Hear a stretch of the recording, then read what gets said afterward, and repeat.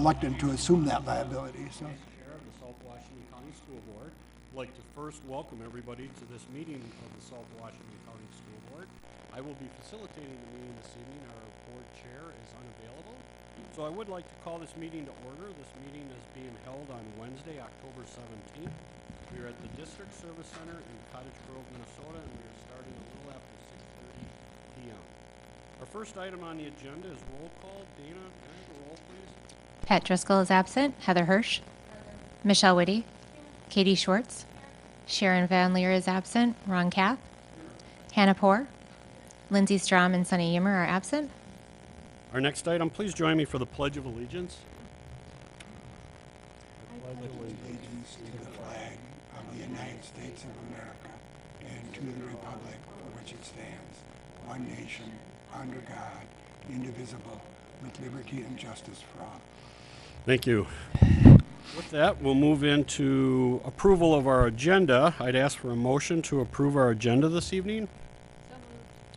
Second. Moved by Michelle, seconded by Katie. All those in favor signify by saying aye. Aye. Aye. Those opposed? Motion passes. Moving on to 4.0, and that's our district highlights. We have some really great presentations this evening. And we're going to start it out with the Educator of the Year presentation, and that'll be introduced by our principal at Cottage Grove Elementary, and that's Theresa Blume-Thole this evening.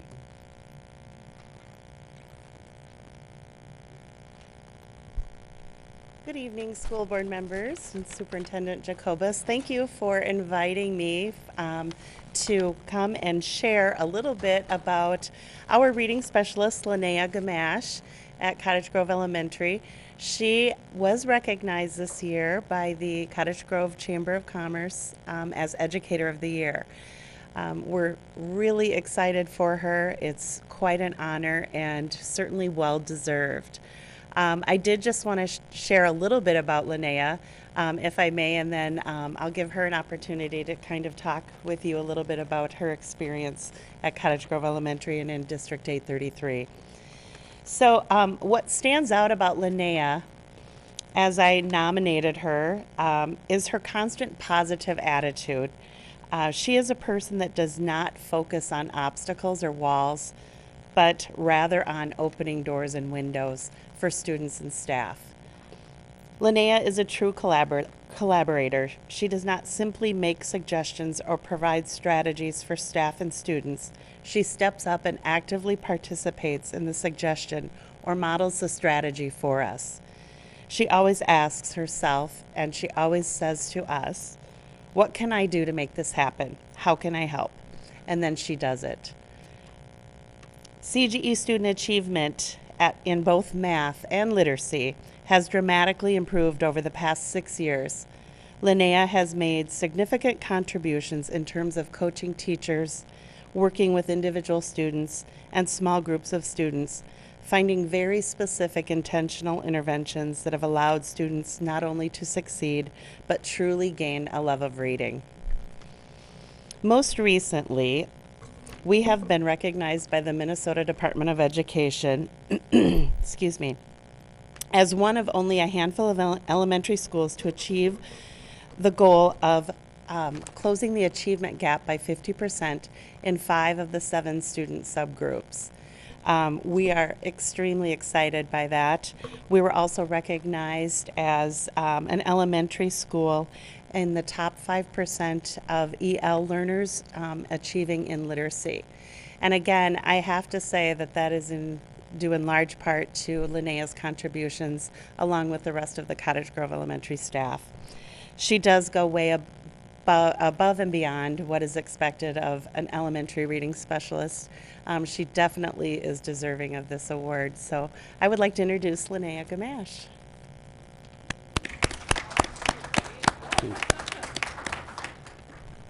Thank you. I'm taller, so I gotta move this up. As Theresa said, I'm Linnea Gamache, and I just wanted to take a moment to tell you that I'm both humbled and honored to be named the Cottage Grove Area Chamber Educator of the Year. I've been teaching in District 833 since about 2006 when I made the move from Maple Grove to Cottage Grove. I married a Cottage Grove boy. I first started my career as a classroom intervention teacher at Crestview Elementary. My husband told me, go work at Crestview. Reed Chumperlin, my former 5th grade teacher, still works there. Try to get him to get you the job. So I started subbing and then was hired by Rich Romano. I've had many positions, including an elementary classroom teacher. I was a Title I teacher, a middle school reading and language arts teacher, and that led into literacy coaching and reading support. And then recently, my most favorite role so far as an elementary reading specialist at Cottage Grove Elementary. It has been a great privilege for me to work at Cottage Grove Elementary under the leadership of Theresa Blume. Her, along with other members of our District 833 leadership team, the teaching and learning department, other elementary reading specialists, all of these colleagues are mentors to me, and they are what I think makes our system so spectacular, and I'm constantly learning from them. I am a true product of 833. I've spent my whole career here. I've been in many schools in my career, and I can say without a doubt that wonderful, caring, and dedicated staff fill every single school I've been in. I am honored to work alongside of them, and I am deeply honored to be named the Cottage Grove Area Chamber Educator of the Year. Thank you. Congratulations, and thank you for coming tonight. The next district highlight this evening is the introduction of our Education, Achievement, and Integration Coordinator, and that'll be presented this evening by our Assistant Superintendent, Kristine Schaefer. Good evening, school board members, Dr. Jacobus, and Student Representative Hannah. Tonight I'd like to introduce you to Trina Patterson, our new Achievement and Integration Coordinator. Trina's been in our school district for the past 3 years as a community and cultural liaison. In those 3 years, Trina has built relationships with staff, students, and families, and has implemented programming for students and families throughout the district. Some of this programming includes a mentoring program for boys at the middle school, girls groups at the high school, and a college fair representing historically black colleges and universities, just to name a few. Trina is passionate about equity, achievement, and integration, and we're thrilled to get the opportunity to work with Trina as she guides our district in our equity work. Please welcome Trina Patterson. Good evening. I am Trina Patterson. It is my pleasure, and I do consider it a privilege to be able to serve our district in this new position. I've been a community member and a parent of students in District 833 for the past 9 years, and I am encouraged by the work that I have seen started within the past few years as it relates to achievement and integration, equity, and inclusion. And I plan to continue and grow that work, because I know that there's still a lot of work to be done, and I want to work closely with our families and our students. I recently read a quote, and it said, "Indifference is inviting me to the dance. Inclusion is dancing with me." So in my new role, one of my goals, is to make sure that students of color, marginalized students, and all underserved students who are in our district feel as though there is someone dancing with them every time they come into our buildings. Thank you. Welcome. And the last district highlight this evening is, I'm just going to read what it says. It says, "Farewell to Mike Vogel." And we want this as a highlight, as the positive work that you've did, not that you're leaving. But I do want to share a story. As Mike walked into the boardroom this evening, he walked by me, grabbed a bottle of water, and said, "This will be the last time on a board meeting night that I will have a bottle of water in my hand." So, you know, Mike, I'm just going to take a minute for myself personally, and I think from the board, if I can speak for them, we couldn't thank you enough for all the work that you've done for this district and what you've given. It isn't just about the work, it's the passion that you put in it, and not only to put that learning environment for every one of our students. I know I've learned personally a lot. I've watched you integrate and run meetings over controversial issues like, you know, boundaries, and your passion, dedication, and professionalism will be second to none. And we're going to miss you, big guy. Those are some pretty darn big shoes that Keith has to fill. So with that, I'm going to turn it over to Dr. Jacobus this evening. Thank you. I have a couple formal things to say, and Mike, if you want to come up, I hope you'll say a few things after. But just as historical perspective, Mike started with the district on January 4th, 1993. He was hired as Support Services Director, and after 10 years in that position, he transitioned into the position Assistant to the Superintendent for Operations in 2003. In 2018, then he moved into his current role as Director of, or Interim Director of Facilities and Construction. And I would tell you that that was his, he brought that forward to me to help us because we were in the middle of looking at a director leaving and replacing that. And he proposed if I finish up with the construction, it could be very helpful, and then we would have some time. And it's just one of the hundreds and hundreds of ideas Mike had to make things work well, and his selflessness to do whatever it takes to help the district move forward. So during his tenure in the district, he led long-range facilities planning workshops and committees. He worked on enrollment projective, multiple rounds of attendance boundary changes, which I know that is something he will not miss. Referendums, supervised employee benefit plans. He handled property and liability insurance for us and claims. He managed our purchasing department, supervised transportation and the facilities and maintenance departments, and supervised technology amongst the many projects and duties. And as you drive around the neighborhoods, you may see Mike in his car, and people get a little nervous. What is this guy doing, checking out all the houses? But you cannot say anything about any developments in our district without Mike knowing the street, knowing the house, probably knowing who's working on the house at the time. I've been so impressed with his ability to maintain facts and all of the information. And I had the fortunate ability to work with Mike for the last 6 years. He took me under his wing because I know when I started, I think he was scratching his head about, come on, let me tell you about where we've been. But everything I've asked him to do, he was more than willing to. The thing that I love about Mike is he's always looking ahead. Tonight you'll hear a little bit of that when we get into our projections. He creatively is thinking about what's our next step. The new Altman Middle School that we opened was Mike's idea many years ago to say, how will we best serve the students in the district as we grow over the next 25 years? And where Altman, as I mentioned at the opening, where it was located, wasn't going to serve us and without changing boundaries in unacceptable ways. And then keeping in mind that it's important to be good community members and making sure that that site in St. Paul Park is utilized for kids, which is such a positive thing for the community. Then we looked at, as you know, moving New Wavis there. And all of the construction thinking about the buildings, our East Ridge design, comes from Mike pushing our architect and our folks to do what is best for kids, that not just for the day the school would open, but for 25 years in the future. And so we can't fill his shoes. In fact, I didn't even try. We're going to try to, we have some great folks that will pick up pieces, but to have a Mike Vogel, I think, is a once in a career chance in a school district. And I want to thank you, Mike, from the bottom of my heart for all the work you've done. And I know you're here for a few more days, although you may know the hours. And so We're down to one hand, I know that. that's right. Yeah. Thank you.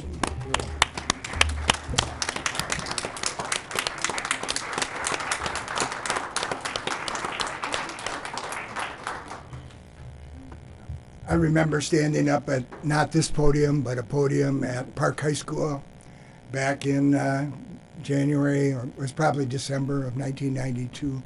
Actually, my first work day was December 8th of 1992.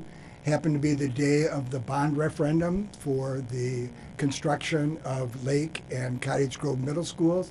They asked me to come in and work that day so I could familiarize myself with elections, which is one of those tasks that you didn't mention there, but I did. I did manage elections for several years as well, and yeah, couldn't be happier to give that one up. But I remember thinking back then, what in the heck have I got myself into? You know, how am I going to measure up to all of the different expectations that the job had for me and that I had for myself? And it's been a thrill for me. I have embraced all of the different challenges that folks have provided me with the opportunity to enjoy. And each one of them allowed me to grow professionally and to serve the district in a way that makes myself proud, makes my family proud, and I can't thank folks enough for the opportunity that they've given me. So, thank you.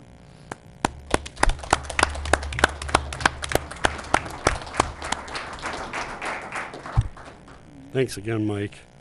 With that, that ends our district highlights this evening. We'll move into 5.0, and that's our action item on over public comment.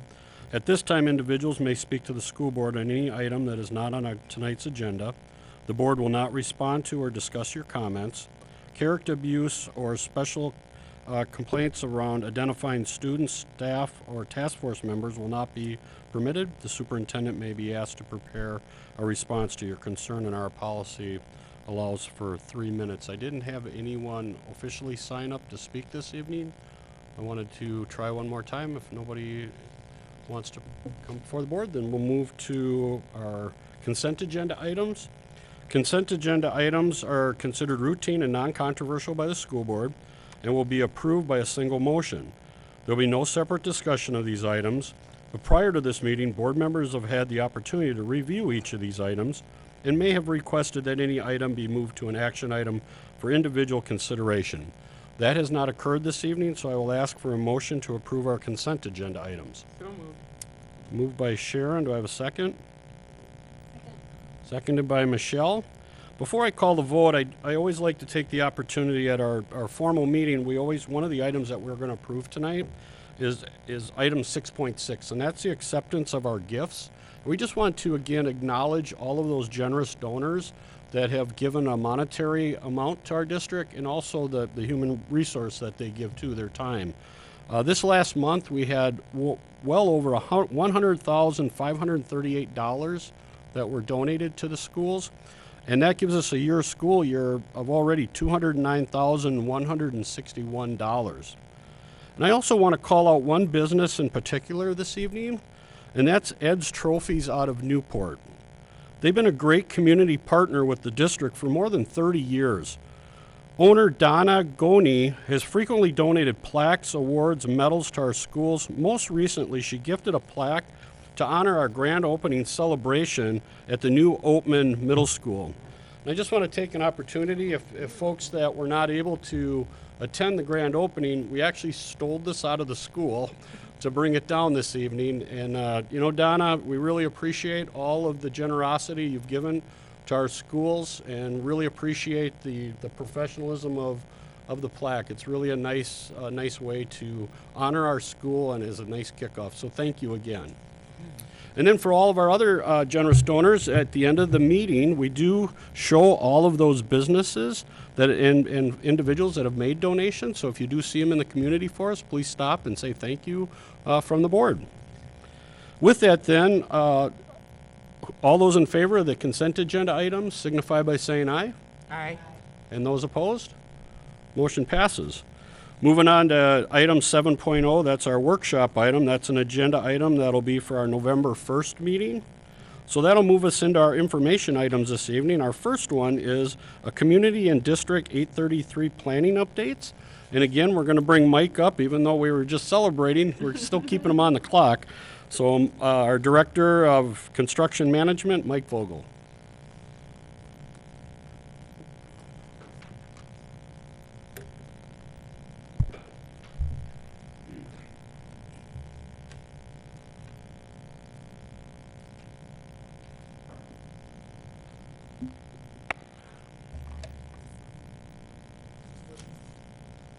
I saw it was on for a minute there, Mike. I thought the green light.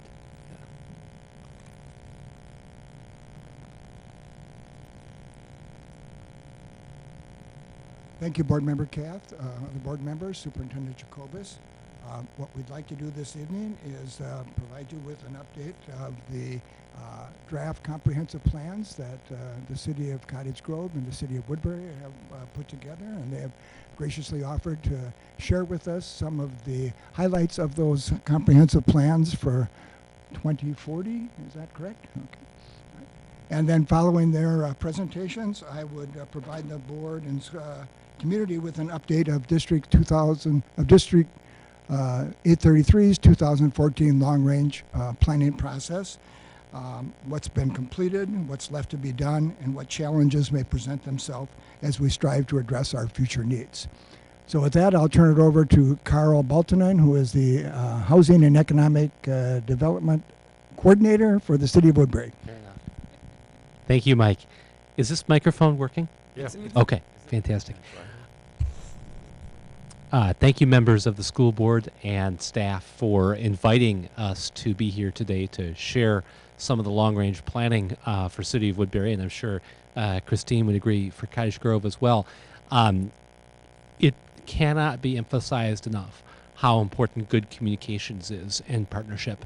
And I just want to start off by stating, for those that don't know, how important it is to have wonderful relationships. And it's kind of humbling to be here tonight sitting next to Mike, because truly, whenever something comes up at City Hall about the school district, inevitably someone just says, well, could someone just give Mike a call? So big shoes to fill. With that, I'm going to go first, and then Kristine's going to go second. And knowing that I was going to go first, I thought I would give us a little bit of Comprehensive Plan 101 in terms of talking about, what is a comprehensive plan and what are we trying to do and why is it important. The worst thing about the term comprehensive plan is they're not, in fact, comprehensive. They don't get into operational details. They don't address items of public safety, finance, IT, some of the other departments of the community. What comprehensive plans do look at is they serve as this intersection between planning and infrastructure. And with that then comes a lot of assumptions about growth and who are the people that are going to be moving in and when and where, which then ties in directly to how the school district is planning for your facilities and for your growth.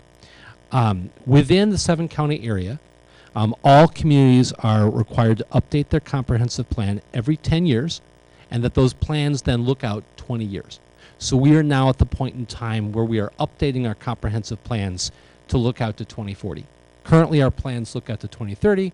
With this update, they will add 10 years to that forecast and look out to 2040. The Metropolitan Council asks that cities use principles of integration, collaboration, and accountability as they put their plans together to achieve 5 outcomes of stewardship, prosperity, equity, livability, and sustainability. At the local level, Woodbury's plan, as well as every other community's plan, has 8 plan elements to identify. And then a comprehensive plan weaves all of these elements together. And the interesting thing is, at every year in the decade, and you can see this chart up on the screen, and every year of the decade, you're at some stage of the comprehensive plan. So while on the one hand, people think, okay, in 2019, we're going to put this plan into effect, what you're really doing is getting started on the next plan. And for Woodbury, a lot of our planning goes back to 1979. And I don't normally like to read text from a PowerPoint slide. However, this is kind of where it all began for Woodbury. It was goal number 5 of the 1979 plan, which was to provide for the orderly growth of the city from a residential agricultural environment to a non-agricultural residential commercial and industrial environment through comprehensively planned and staged development. So with that goal from 1979 setting the stage, I'm going to spend a little bit of time tonight talking about residential growth, economic development, and parks, trails, and open space. So starting with residential growth, and you'll see from time to time there are some page numbers in the headings. Those are page numbers of the draft 2040 comprehensive plan, which can be viewed on our website, which is woodburymn.gov/plan 2040. At any rate, one of the first things you start with are, what's the growth going to be? And the Metropolitan Council has projected that while we're at around 70,000 residents in Woodbury today, by the time we get to 2040, we'll be at about 87,800, which is a growth of about 6,000 households. Now, not all of those households are within 833's boundaries, but most of them are. So when you look at this next slide, you think about, okay, where is that growth going to be? And how is it going to take shape? We have a land use and phasing plan, and I don't expect anybody to memorize what's up on the screen. However, what it does do is it identifies that most of our residential growth over the next 20 years will occur to the south of Bailey Road within the district of School District 833, or within your boundaries. And we do split that up into Phase 2 and Phase 3. Not particularly good marketing names, but the point is across.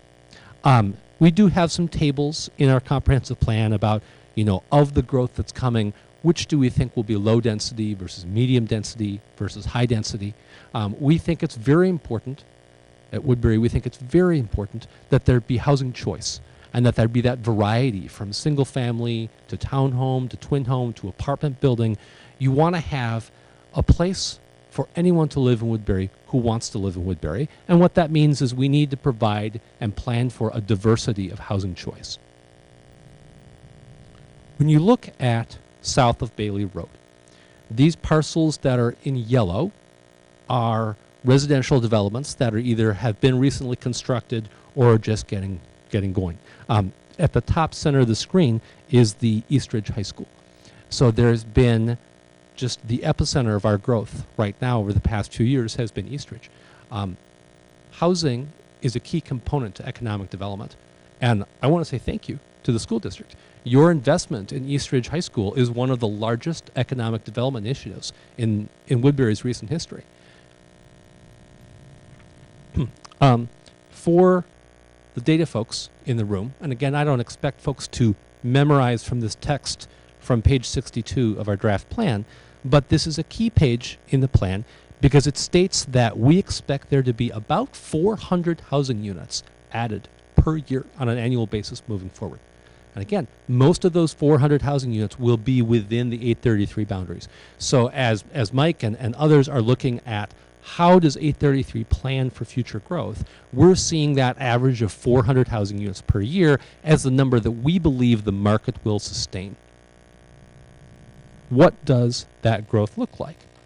The best example is to look backwards over a decade. And as you can see on this bar chart, it goes up and down as the economy fluctuates.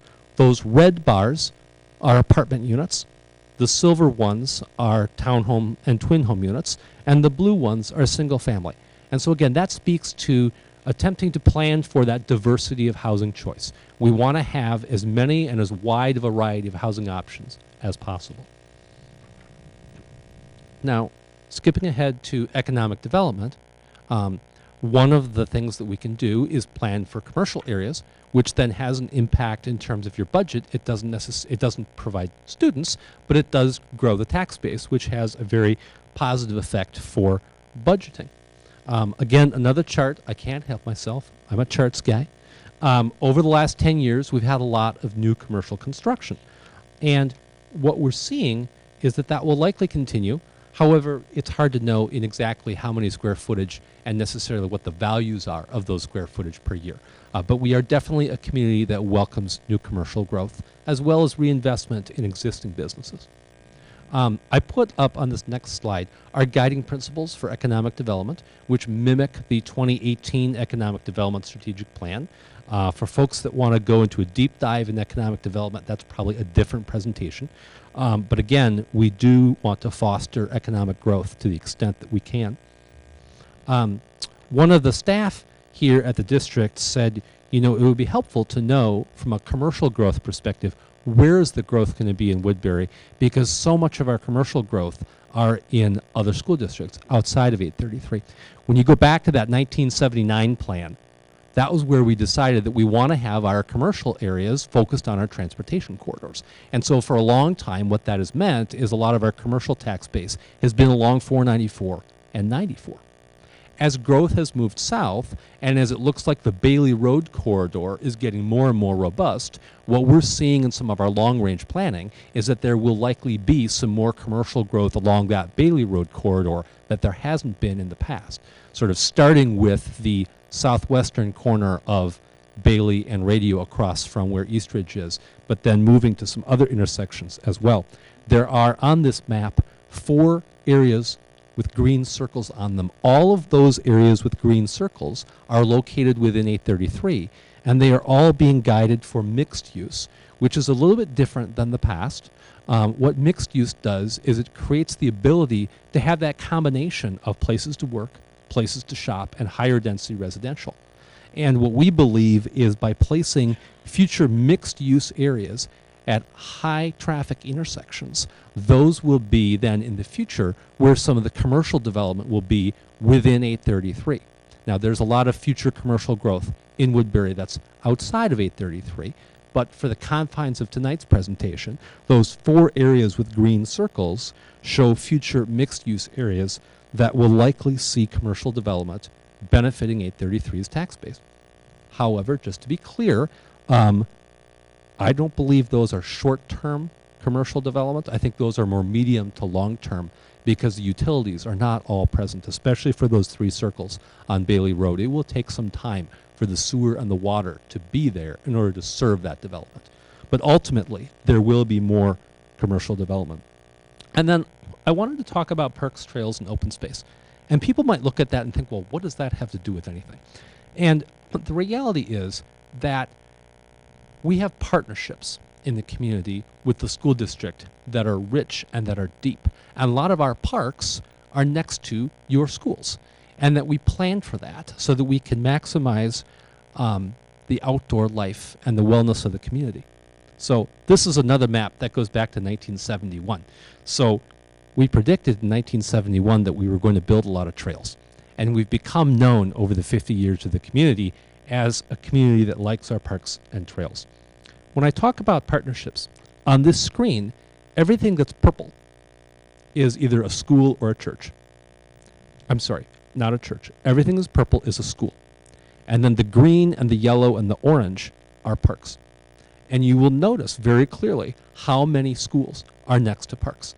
And it's just a very important thing for us at the City of Woodbury to be planning for future parks, to be planning for the reinvestment, and to be recognizing that we share space and we work together. In the future, we will continue to add parks. We don't plan for the things that you do on the infrastructure side, but we are continuing to add and plan for future parks. With that, I'll hand it over to Mike or Kristine. Thank you, board members. Do you have any questions for Carl before we move on to the Cottage Grove presentation? Any questions? I have one. With economic development, you know, we saw Costco come out of the ground this last year, and I wasn't able to go on the development tour. Is there any more immediate, closer development that's going to go on that interchange by Tamarack as we? Yes. So that's that wasn't on the map, but at the so you're referring to Costco, which was the northwest intersection of 494 and Tamarack Road within 8033's boundaries. The southeast corner of that same interchange, which is known as Parcel D, not necessarily the best marketing term, but that southeast corner of Tamarack and 494 within 833, there is a development application in now. We need to extend the road from the interchange on kind of a quarter circle road that would touch down at Nature Path. As that road is installed in 2019, then that will be made up completely of places to work land uses. There will not be retail uses there. And we do expect that development will begin in 2019 there. So that would be the sort of the short-term new construction commercial development in 833's boundaries. Okay, great. And I always like to just remind folks again, because I do appreciate the partnership that we have with our communities, both, you know, obviously Cottage Grove and Woodbury being the bigger ones, but, you know, Woodbury and Newport also, because there's just shining examples, and you had mentioned Eastridge. And I do remember when we were looking at the land, and when we sat down and started plotting it, the architect, you know, said, you know, if we could put the building here, we could maximize the fields. And the city of Woodbury and the school district got together and did some land swapping to put that brick and mortar building in a different spot that kind of went over both areas, but it maximized the sporting to give us a great complex that we over there, and similar to what we're doing in Cottage Grove with Oatman. So it's just a great partnership, because it not only helps the community, but it helps save the taxpayers money, that we're not all building our own parks and ball fields and stuff like that. So I do appreciate the partnership that we've had in the past. And thank you, Carl. Now I'd like to introduce Kristine Costello, the Economic Development Director for the City of Cottage Grove, to share with us their draft comprehensive plan. Thank you, Dr. Jacobus and members of the school board. I appreciate being here tonight. I decided to take a little bit of different direction. Carl likes charts. I like pictures. So I thought I'd start out with some of our residential, both single family and multifamily. As Carl stated, the comprehensive plan has different elements from housing to transportation. And Cottage Grove is really starting to see tremendous growth of late. And so I want to share with you the growth we're seeing as part of our existing 2030 comprehensive plan, but then some of those elements for that 2040 plan that we're planning for now. So to begin, Ravine Parkway, this will be a major new road connection that will kind of go east-west across the community, closer to the Woodbury border. To begin, we'll be starting at Keats to Jamaica. And then for 2019 construction, it'll be Hinton to Inwood, and then we'll kind of fill in from there as development takes place.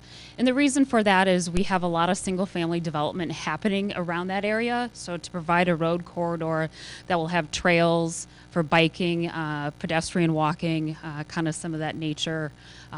We're looking forward to having kind of that new access point going east-west across the community. To begin, some of our residential developments that we have taking place. This is Summers Landing.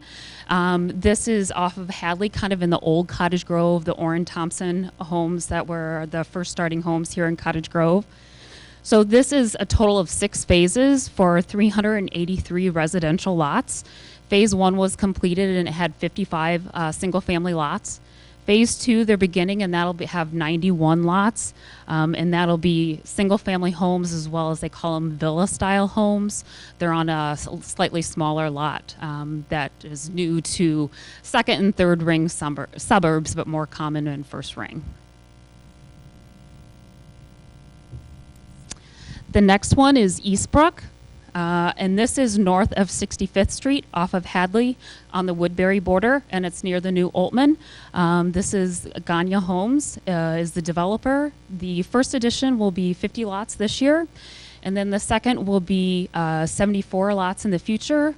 And then continuing further for the development, it's a total of 124 residential lots, and they will be all single-family homes.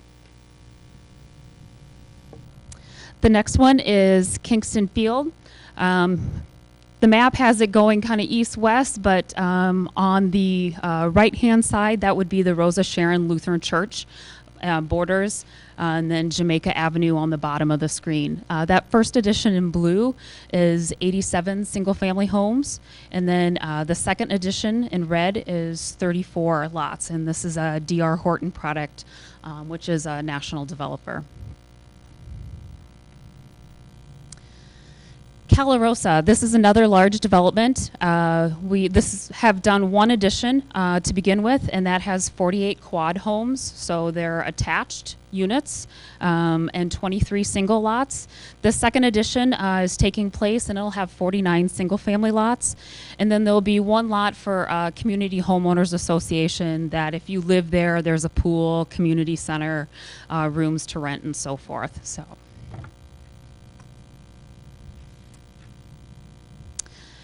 The next one is Hamlet Heights. This is a 24 single-family homes. Again, this is kind of in that old Cottage Grove area, West Point Douglas Road area. And another one that's over in that area is Mississippi Dunes. This is the 5th edition. This will be the last one for this area, and there's an additional 44 homes being constructed in this area. Stony Brook Villas. The first phase is 38 twin homes, and the second phase will have 38 twin homes for the first phase, 28 twin homes for the second phase. Just started grading. This is Military and Keats area, so that area is kind of closed right now for the construction of Ravine Parkway. This map here shows highlighted in yellow are areas for future residential development that we expect to see. And as you will notice, most of those are on the border north, Cottage Grove, south, Woodbury. So we do expect to see more residential growth in that area. I can't tell you whether it'll be single family or multifamily and what style of homes, but we do have a lot of interest from not only the landowners but developers looking to build in the area. And I think you'll pretty soon see the gap between both communities kind of blend seamlessly as we continue to 2040.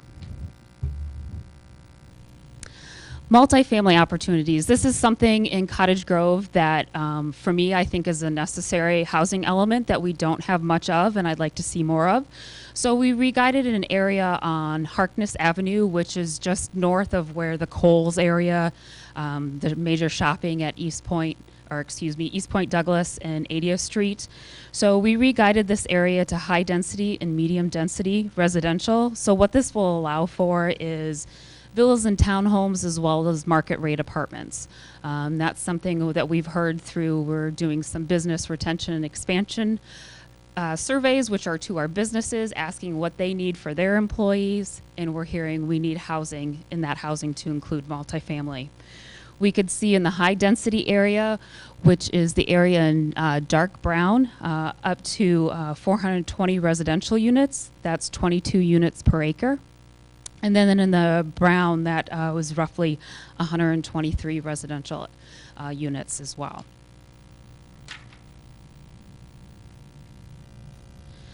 Mixed use and commercial. As Carl mentioned, mixed use allows for that variety of uses, both horizontal and vertical, in terms of having housing, retail, office, that live, work, play concept. And we have highlighted 4 areas in the community in which we're guiding areas for that mixed use. So we'll allow for high density residential as well as additional retail.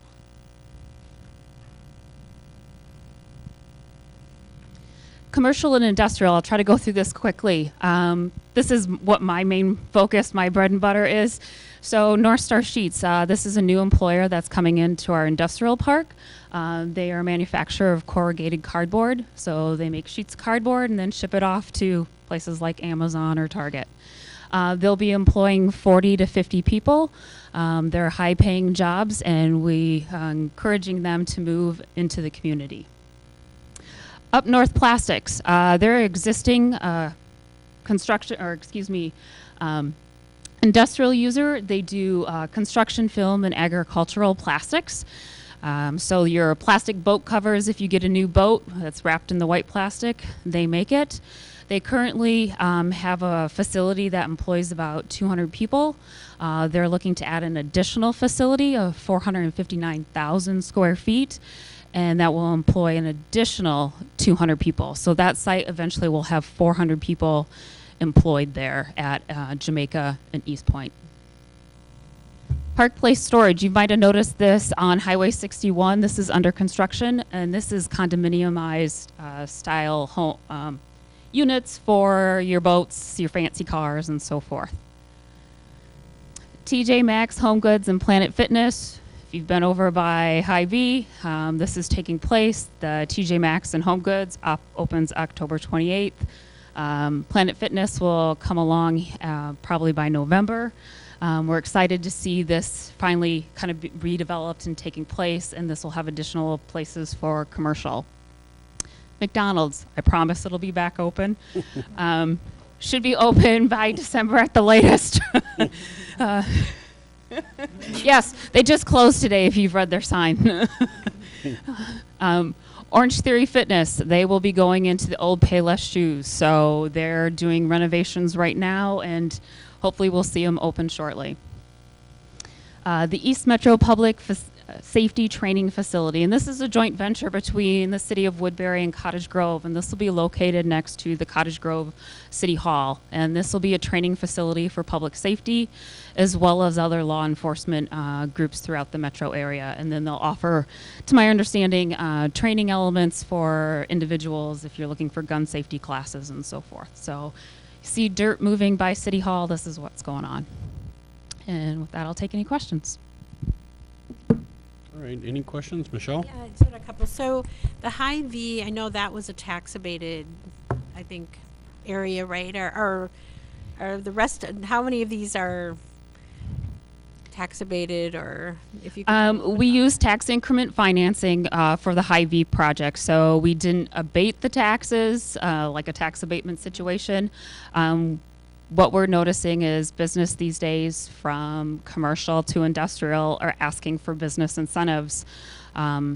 And that's one tool that we use in our toolbox to get businesses to come to Cottage Grove. One thing that we're working hard on is increasing our daytime population. That's something that the community, the numbers are lower, so that's why we don't see as many maybe places to have lunch, because not as many people are employed here. So I'm trying to focus on bringing more employees to the business park so we have those more commercial opportunities and we're not having to finance like we did for Hy-Vee. Are the other ones, are any of these other ones also in that tax financing situation, the big developments, or in other words, are there any dollars for schools in any of these developments?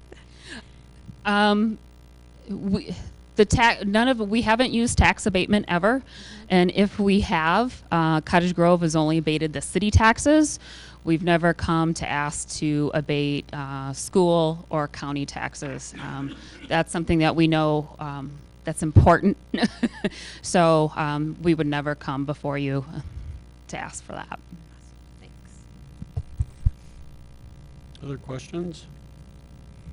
I will just say I've lived my whole life in Cottage Grove, so I'm excited to finally see the movie theater, which is what it was when I was younger, be something else now again. So, yeah. And Mike, I think our dates of starting in the district are real close in terms of when I enrolled here as a student.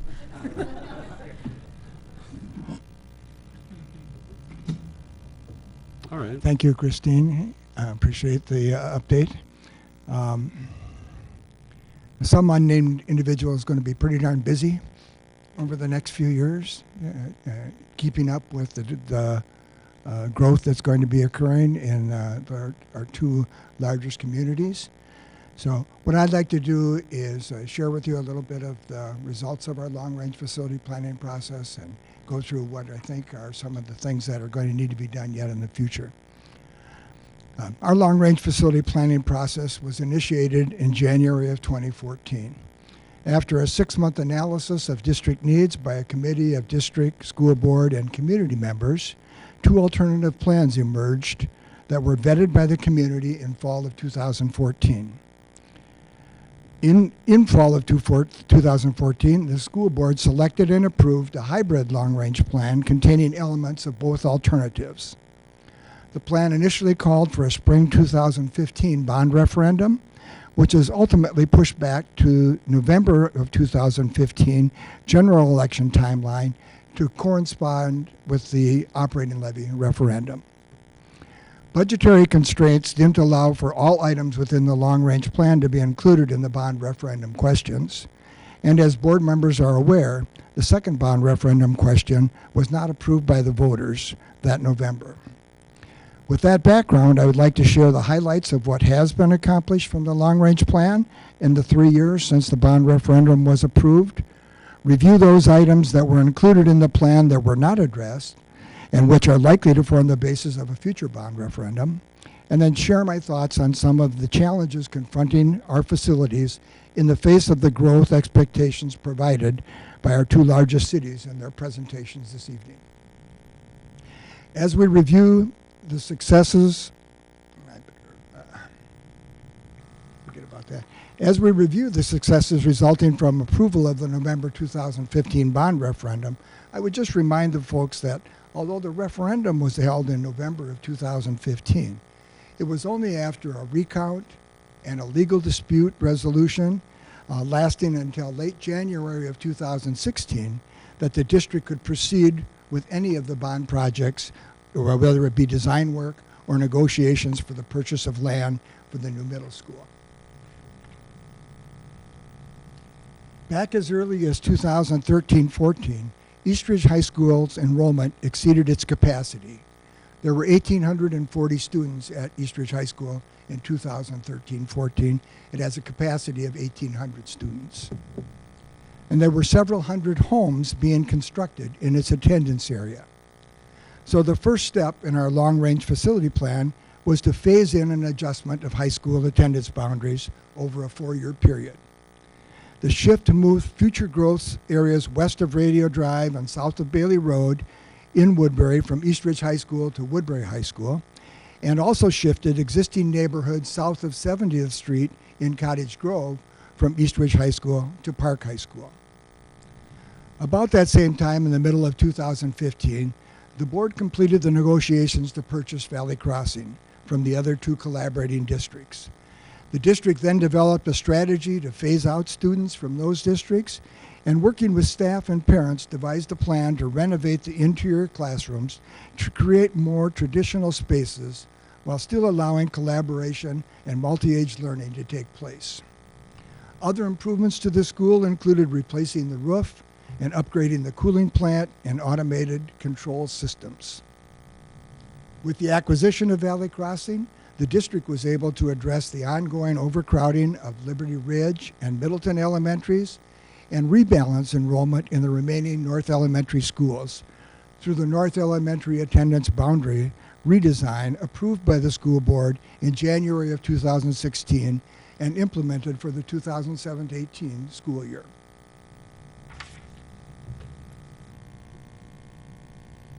The first of the 2015 bond referendum projects to get underway were the renovations identified for Lake and Cottage Grove middle schools. The additions of the music room and group room began in the fall of 2016 and were completed in November of 2017. The renovations of the media center into a collaborative learning space and the upgrades of the sound and lighting equipment in the cafetorium were completed over the summer of 2017. The Woodbury Middle School expansion and improvements were funded in part by the 2015 bond referendum and in part by use of the lease levy. Construction of the classroom addition began in spring of 2017 and was completed in the spring of 2018. The construction of the new kitchen shell began in summer of 2017, while the renovation of the existing kitchen and serving areas began in summer of 2018, along with the conversion of the media center to a collaborative learning space and the upgrading of the sound and lighting in their performance space, with all work completed for the beginning of this school year. The cornerstone of the 2015 bond referendum was the construction of new Oatman Middle School to replace and expand the capacity of the existing Oatman Middle School. After protracted negotiations with the Bailey family, the City of Cottage Grove, and Washington County, the board approved the purchase of the land and the developer's agreement with the city in mid-2016. Following 4 months of design work, the district broke ground on the school in October of 2016. While it was touch and go throughout the summer of 2018, the efforts of the construction managers, the architects, the contractors, and most importantly, the school staff enabled the school to open on time for the 2018-19 school year. The school is designed to house 1,100 students and is capable of being expanded to house up to 1,400 students in the future. It will serve the areas west of Highway 61 and areas of current and future growth in Cottage Grove and Woodbury. There is a 17-acre parcel of land set aside for city development of ball fields for district and community use in the future.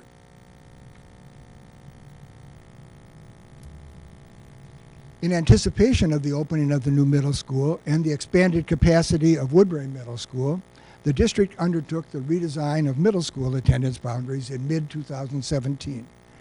The redesign of the boundaries was intended to address the overcrowding at Lake and Cottage Grove Middle Schools, to identify the attendance boundary for the new Oatman Middle School, and allow for the shift of middle school immersion program from Cottage Grove Middle School to Woodbury Middle School. The board approved the boundary plan in September of 2017 for implementation in the current school year. The final project included in the approved 2015 bond referendum was the renovation of the existing Oatman Middle School to create the Nuevas Frontieras Spanish Immersion Elementary School. Work began in June of 2018 on a 3-phase construction process that would allow the school to be used by Nuevas in the fall of 2018, while simultaneously undergoing construction throughout the school year. The first phase of the work was to demolish that portion of the school where new construction was to take place. We created a temporary administrative office and renovated a sufficient number of classrooms and support spaces for use in the 2018-19 school year. The second phase of the project, ongoing during this school year, is the construction of the new additions to the school, which include a new main entry and administrative offices, a new kitchen, cafeteria, and custodial area on the ground floor rather than in the basement, and conversion of 4 middle school science rooms into 5 new classrooms for use to serve the expected expansion and enrollment of the school. The third phase of the work will be completed in the summer of 2019 and will include the replacement of the mechanical system, the re-roofing of the school, and the demolition of the remaining portion of the original elementary school. Upon completion, the school will provide capacity for 550 to 600 immersion students. Also during that time, the South Elementary boundaries were adjusted to reduce overcrowding at Gray Cloud and add students to Crestview Elementary.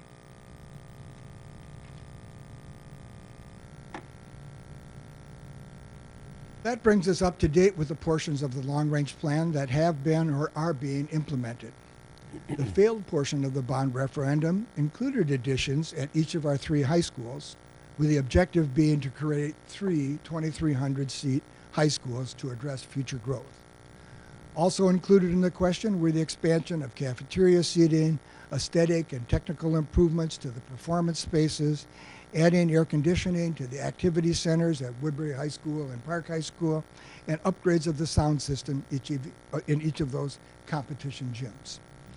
Some of these items have since been incorporated into our long-term facility maintenance plan, but that funding source has limited uses, and if a bond referendum is being considered in the near future, it would be beneficial to include these items and use the long-term facility maintenance funds for other deferred maintenance projects.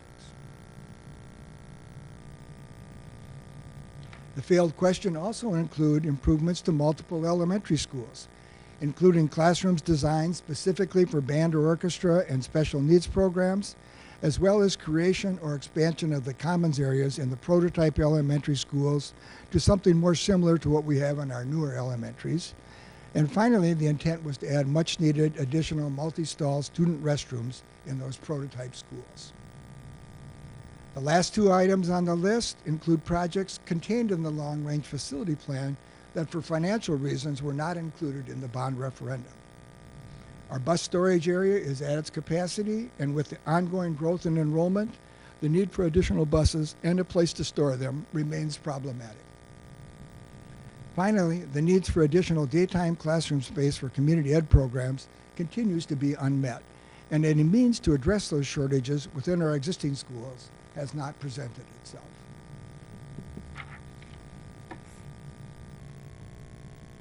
So before we move on to the upcoming challenges, I wanted to take a look at our enrollment in the past 5 years and what is projected 5 years from now. If you look at our elementary enrollment, has grown by 300 students since 2013-14 to the 2018-19 school year, and is projected to slow to 200 additional students over the next 5 years. Middle school enrollment was 160 students since 2013-14. Middle school enrollment has grown by 300 students since 2013-14 and is projected to grow by approximately 250 more students in the next 5 years. Finally, at the high school level, our growth was about 160 students since 2013-14, but growth in the next 5 years is projected to be about 430 students at the high school level. Those projections are based on a report provided by Hazel Reinhardt, and we used her, what she calls high kindergarten and high migration projection numbers. The higher growth rate at the high school level represents a cohort survival rate from 8th to 9th grade of 104%, or a 4% growth in student counts between 8th and 9th grade. So as we progress students from one grade to the next, for every 100 students that were there in 8th grade, we expect to see 104 students in 9th grade. So we're seeing significant growth between 8th and 9th grade. And that's most likely due to an influx of non-public, homeschooled, charter school, and open enrolled students at the 9th grade level to complete their high school experience at District 833.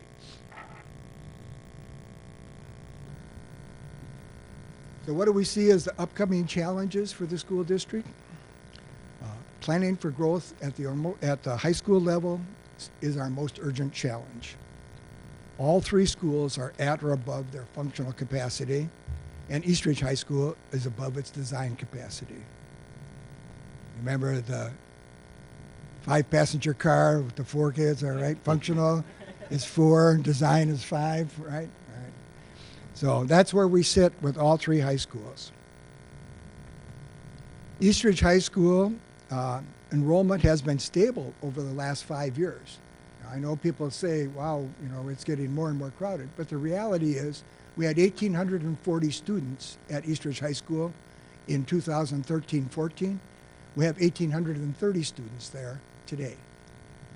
And so we've built over 1,000 homes in the Eastridge High School attendance area during that time. So why hasn't the enrollment grown? Well, primarily it's because of the changes we made in the high school attendance boundaries. We've been phasing out kids from Eastridge to Cottage Grove over 4 years. That plan will end next year. So you're going to see accelerated growth at Eastridge High School once that phase out of kids from Eastridge to Cottage Grove concludes in the 2019-20 school year. I would expect to see 40 to 50 new students per year at Eastridge High School beginning in 2019-20. There's 1,700 new homes projected in the Eastridge High School attendance boundary over the next 5 years as well. One thing I would note is whether you choose to reinitiate the long-term facility planning committee or move forward with the previous plan, it will take 24 to 30 months from the time planning starts until the additions can be completed. So that is a significant and urgent need to be addressed within the district.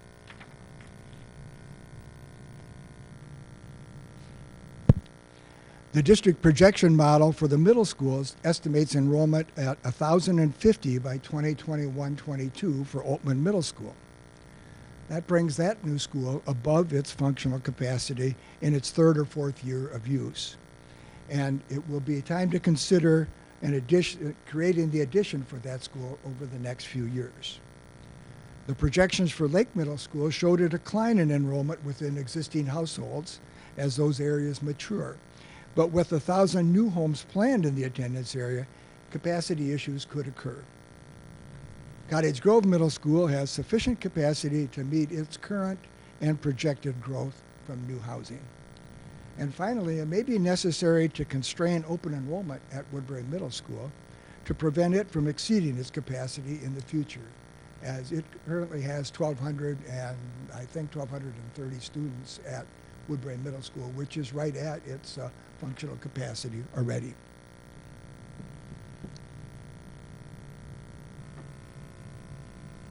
At the elementary level, the concern is not so much about a lack of available capacity, but rather a lack of capacity in the areas where growth is projected to occur. We've added over 1,000 elementary seats with the acquisition of Valley Crossing and the renovation of Oatman Middle School for Nuevas Fronteras. However, approximately 90% of the new housing construction projected in the next 5 years occurs between Bailey Road in Woodbury on the north and 70th Street in Cottage Grove on the south. There's only one elementary school in that attendance area, and that's Bailey Elementary, and it's at the very far northwest corner of that development corridor. The easy answer would be to consider construction of a new elementary school in the growth area, and the community may support that concept. However, there are methods to mitigate the need for a new school for several years by making better use of the capacity that already exists within the 7 schools that surround that area. Those mitigating concepts require careful analysis and timely implementation to minimize disruptions in the community. Finally, something worth considering for the future might be to figure out how to make better use of the open space at Nuevas Fronteras. It may be possible to add a storage garage in the area of the existing track, which if you look at our other elementary schools, none of them have a track. That might be an attractive area for potentially locating a bus and ground storage facility. And also the area between the pool and the school, the connecting corridor there is being eliminated. And that may make it feasible to add some community ed classrooms adjacent to the pool. Community ed will be managing that pool. It's now called the community pool. And it may be feasible to build some additional classrooms around that pool space in order to meet some of those daytime classroom needs for community ed. With that, I would be happy to entertain any questions that the board might have. All right. Well, thanks, Mike. Questions, comments? I'm just curious about, I know it's been brought to the board's attention before about the need for expanded early childhood or early learning spaces or additional spaces to serve our families and students with special education needs. If that is factored into the current long-range planning or how we could get some more information about that being included. On a building-by-building basis, it is factored in. We don't, let me start with early childhood or school readiness kids, I think is the term we're using for the 4-year-olds that are there. We don't factor them into our enrollment numbers, but we do address the space requirements of those programs by allocating, I think it's one classroom, if the enrollment at the elementary school is under 600 kids, 2 classrooms if it's over 600 kids. And so we take those classrooms out before we determine what the capacity of the school is for K through 5 students. For special needs, they are counted in the enrollment at the building if they're school-age kids. But one of the things we haven't been able to do real effectively is to provide classrooms that are designed specifically for special needs. Instead, we tend to move those students into a regular classroom and try to make that classroom function for their requirements. Or at some levels, we send them to cooperative districts, correct? Okay. You know, and that may be, as Mike said, different ways to utilize our elementary space. We send a number of kids to different programs that would be beneficial to have those kids with us, along with cost effectiveness. And in particularly with 916, because of the needs throughout all the members, there's not as many openings for that possibility.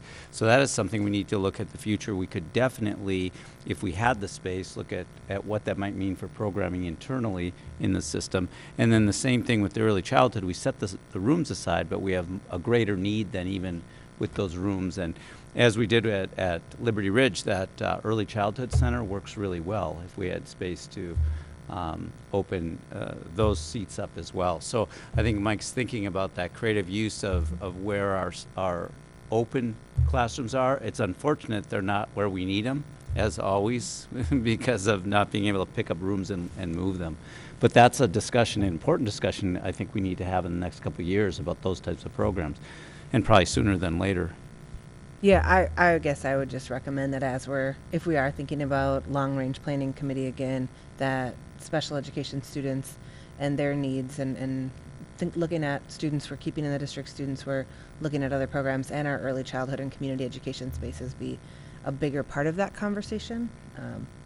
Yep, and I think both Michelle and Bob have thought through a number of things that would come right in line with looking at we're up, as we finish this year, of looking at that 10-year plan and extending for the next 10 years. We may have to do some of that a little sooner even than next year, but yeah, that's a good point. Go ahead, Michelle. Thanks, Mike. It's a great plan. As you said, we actually had on one of our referendums this question to expand the high schools, and we did not succeed. So having our cities here with us at the table, I'd love to see that conversation continue with the economic development and with the leadership of the cities, because we really need the support of the cities, I think, to get some of these initiatives passed.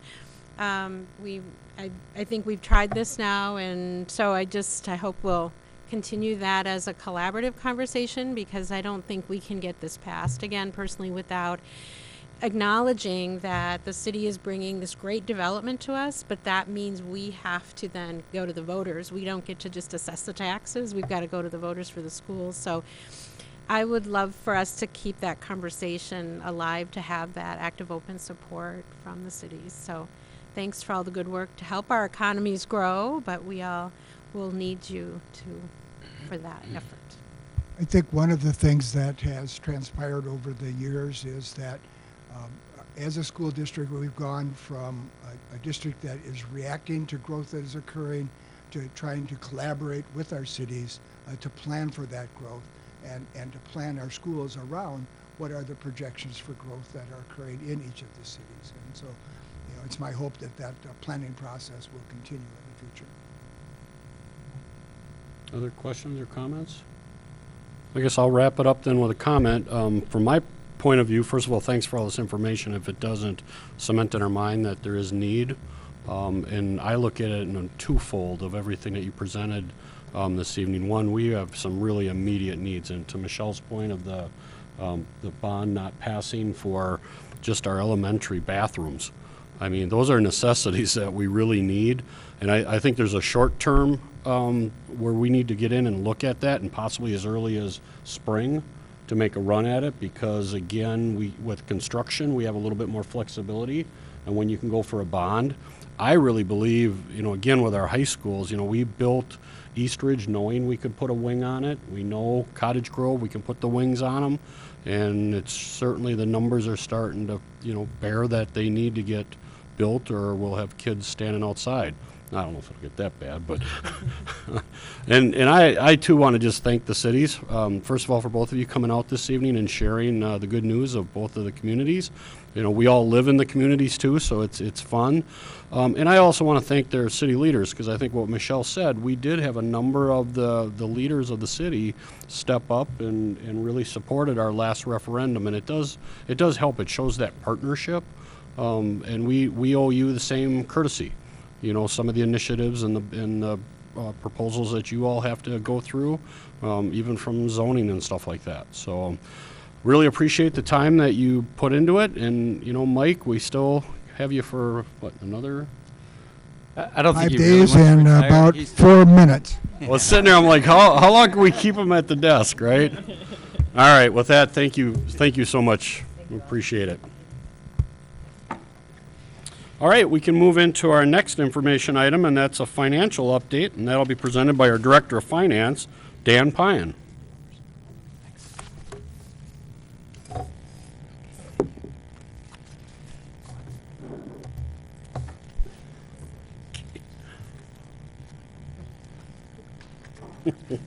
Maybe. Could be.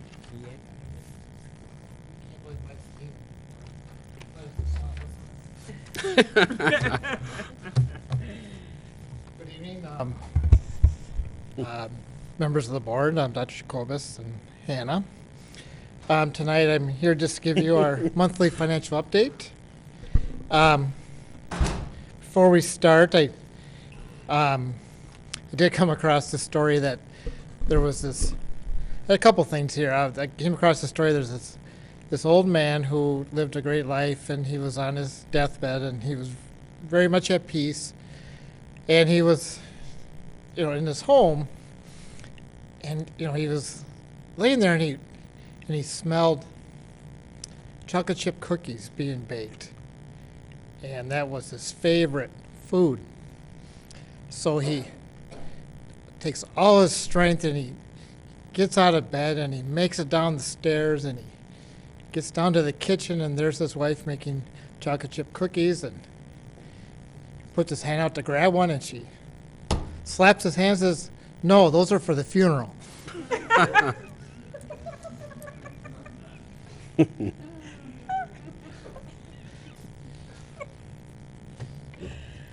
Kind of see that with our legislature all the time. Every time we ask for something, they slap our hands and say, no, that's for someone else.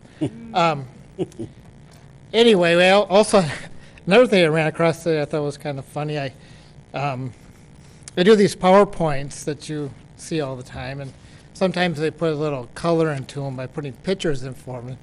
And the communications person told me that it was such bad news that she didn't want to put any happy faces in the PowerPoint. I didn't think it was that much bad news, but I never heard that before. Nope. It's too boring. No happy people. Anyway, tonight we're going to talk a little bit about finance. In October, we usually give you an update on what's going on. We kind of have a better idea of what our enrollment numbers are, and we have a good idea of how the audit's going to turn out. But first of all, just a few principles of finance, we call it. These are the principles by which our finance department and all our departments, we follow these, and it kind of explains how we do our budgets and how we operate. One of the principles is integrity. That means that our financial statements are a fair representation of what actually happened, and that is proven by audits, which we're going through right now. Ethics, in finance, we just follow the letter of the law. We don't really have a lot of room where we can't do things that we don't feel follow the statutes of which the guidelines that were given by the Department of Education and by the state legislature. Conservatism is a principle that we use in budgeting. You forecast the worst, and then you expect that forecast will happen. You expect the worst. Just because if you forecast too high for your enrollment, obviously you'll have phantom money you thought was there that you already spent, and it's never going to show up. Security, our job is to safeguard all the assets we have. And that's whether we do it through insurance, with our fixed assets, whether we do it with our cash handling procedures, whether we do it with the other safeguards we put into place. But that's our job, to safeguard all our assets. And then I always want everybody to know that our expenditures are mission driven, meaning that all our expenditures, our public expenditures, they serve a public purpose. Some of this is probably something you've heard me for 4 years, but we'll just keep telling you so that people remember. In Hannah, we usually have a quiz at the end, so if you want to pay attention to some of this stuff. Funding in Minnesota. As you know, most of the funding that we get, that all districts get, is mostly state aid. And it's a combination of state aid, of local levies, federal aid, and then fees. But most of it's state aid. About 74% of our revenues for the 18-19 general fund of $239 million comes from state aid. And that's through a formula that's determined by the state legislature, that every 2 years we go up and lobby and see if they could raise that formula number a little bit, and they multiply that by your enrollment.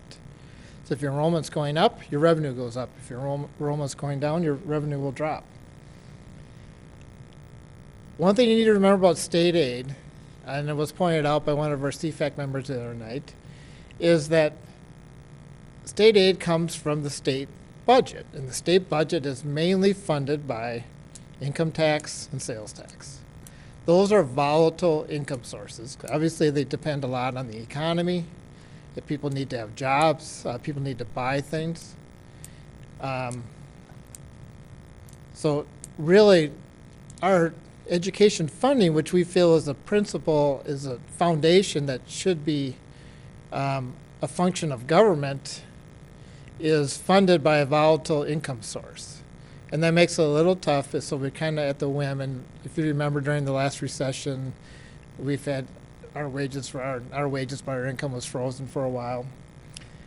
About 22% of our revenue comes from local levies, and that's the supplement that is now in place. And back pre-2000, there used to be about a 25% education levy right off the top. That was not taken away, it actually just got shifted to state aid instead. and that left that steady income source, kind of a gap there, and then in the meantime, districts have supplemented that with operating referendums. Of course, then we have federal aid, which we don't get a heck of a lot of, relatively speaking, about 4.2 million. Most of that is special education, about 3.2 million in the general fund. And that's only about 1.8% of our budget, and then fees and charges. As we talked about it, and we'll talk about it forever, and I watch the enrollment kind of like a stock ticker. We're constantly looking to see how it's coming in. I anxiously await. I mean, I could run it every day if I wanted, but I anxiously wait the first of each month to see what enrollment looks like, because it impacts our revenue, obviously. We're showing a slow, steady growth of about 0.5 to 1% a year, and about the same amount of growth that you saw in Mike's presentation. And I do mine basically on cohort survival. I don't put housing starts in there, just to stay conservative. Expenditure-wise, as you know, most of our expenditures are in the form of salaries and benefits, 59% salaries and 23% benefits, about 82%, and then about 10% for services, and the rest, less than 10% on supplies and capital and other. So as far as salaries go, that expense in volume is determined a lot by the class sizes we have, and at probably the latest information that we have is the 16-17 numbers on the Minnesota Department of Education website concerning our district and all districts and their district profile, financial profiles, and we're showing that we have 15.87 ADM per licensed staff. That means that we have a licensed staff for every 15.87 ADMs and 15.87 students. So we know that of our salaries, 73% of that belong to the licensed staff. So obviously, as we do our budgets, negotiations are very important. If we look at what our neighbors in some like districts are, you can see that they all vary a little bit about what they have for ADM per licensed staff, or for lack of a better term, class size. Again, remember, this is an average of our whole district, so obviously you're going to have pockets of smaller classes in some schools and bigger classes in others. But we actually are lower than South St. Paul, Rosemont, Apple Valley, Egan, North St. Paul, Hastings, Inver Grove Heights, and Stillwater. And on this graphic, the licensed staff number there just means that if we were to staff the same, we would have this much less staff that we have now. So it really goes to show that the money goes in, most of our money goes into the classroom. If you look for our dollar revenue goes, once again, 50 cents for regular classroom instruction, almost 20 cents for special education, and then another 5 cents for instructional support. So you're looking at 74 cents of a dollar goes directly into the classroom. And then another 9 cents goes to get them to the classroom. People support is mainly transportation. And then another 11 cents to keep the classroom heated and the water running and the floors clean. So most of all our money is directed towards that classroom. Our fund balance, looking at as we're going through an audit right now, we kind of have a better idea of what's going on. So we're projecting the fund balance at the end of this fiscal year to be about $5 million, about 2%. It actually might come in a little better than that. We'll know a little bit more once the audit is done. At the end of 19, we already have that budget done, as you know, so we're projecting to be about 2.5 million above that, or 2.6 million, and then projecting at this point about another million added to it. So our eventual goal is to get that fund balance back up to at least 5%, which will help our bond ratings and will become more fiscally healthy. So a couple of issues we ran into with our fund balance. There are a couple of recent audits by Minnesota Department of Education One had to do with our school nutrition, which is a normal, it's just a random, every now and then you get audited. And so the way we looked at the chargebacks was a little different. So there's a little debate on how the chargebacks were done. And the chargebacks would mean people that work, are paid in the general fund, but they do work in the cafeteria, say the para supervisors. We would charge that to school nutrition.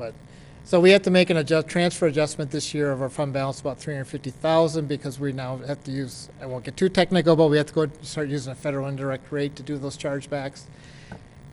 That money will probably come back the next year because the federal indirect rate went up, but it does affect our fund balance this year. And then our compensatory audit, we were allocated about $568,000 too much in 18-19, our current year. So we have, once that was discovered, because of the way some child counts came in, we'll have to scramble this year just to, we came up with a plan to make up for that $568,000. Then our normal issues we always have, the special education cross-subsidy, which is about $17 million in this district, meaning that with the special revenue we get is about $23 million. The special expenses we have are about $40 million.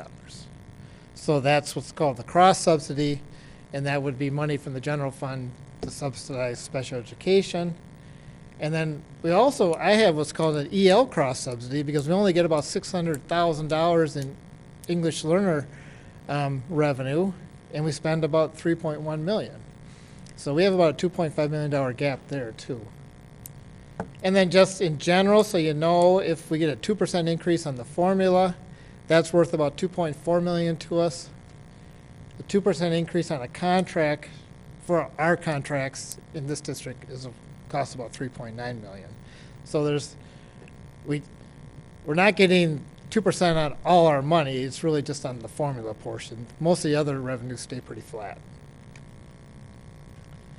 So we can't sustain this imbalance constantly. We're always talking about looking at operational reductions, and we try to make sure that we can see a reduction at about $500,000 per year. Sometimes it's as simple as looking at who's retiring and who's coming in, because with the volume of teachers we have, and you look at the gap in the paid, because some are at the bottom of the scale and some are starting at the top, just things like that. We do know that enrollment brings new revenue. Unfortunately, if it doesn't all come in the right spots, it doesn't. Sometimes you have to staff up, sometimes you don't. Sometimes new staffing offsets that revenue. The average teaching FTE costs about $85,000, and the student brings in about $10,000 in revenue. So the pure math is 9 students to pay for each teacher, but it really depends on where the 9 students come in.